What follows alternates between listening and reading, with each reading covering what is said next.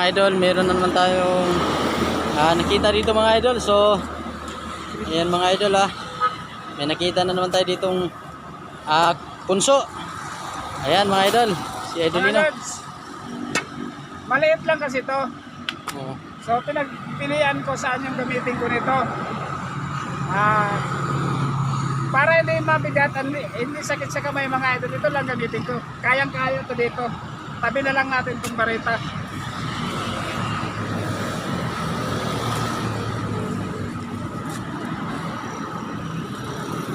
Ano naman kaya to? Meron yan dun. Tiwala lang. Ayan o. Ayun na. Meron na nakikita mga idol. Meron talaga yan mga idol.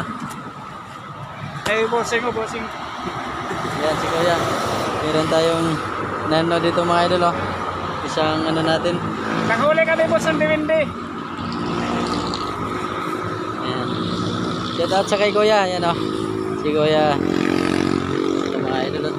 Sana may madali tayo ngayon dito.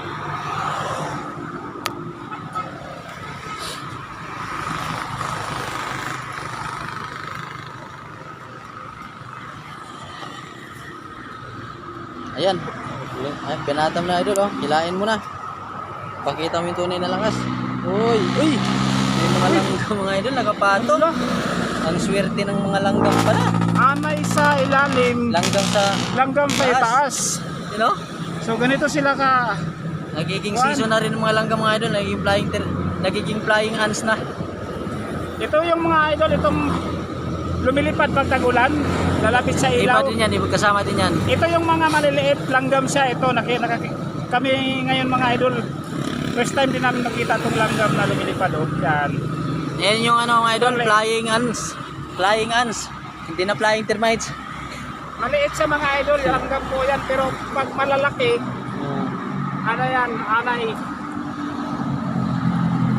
Sir, naniniwala kayo sa ganyan? Punso? Ayan si Sir oh. Sabi-sabi daw, naniniwala na ano. Kaya, pero hindi kayo naniniwala Sir? Natawa si Sir mga idol. Tinatanong na natin mga idol kung naniniwala. Siyempre, para ipakita natin sa kanya hindi totoo yung hindi totoo yung ganitong mga punso, bahay ng agad ng mga duwende, hindi ganun yan. Depende yan mga idol. Siguro, kung magkataon siguro. Yun. Ilaw nila mga idol paggabi yun. Puting-puti.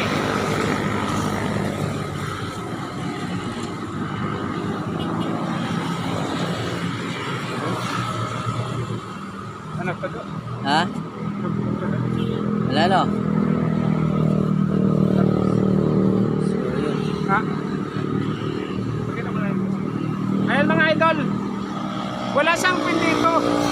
Kasi ang totoo nito, kusina lang kasi ito eh. Andun yung pinakamin mga idol oh. Si mga idol. Andun yung pinakamin mga idol, kusina lang ito oh. Di. Doon yung pinakuha namin kanina, yung nadurog. So yun lang mga idol. Maraming salamat at ipakita namin uli yung highway.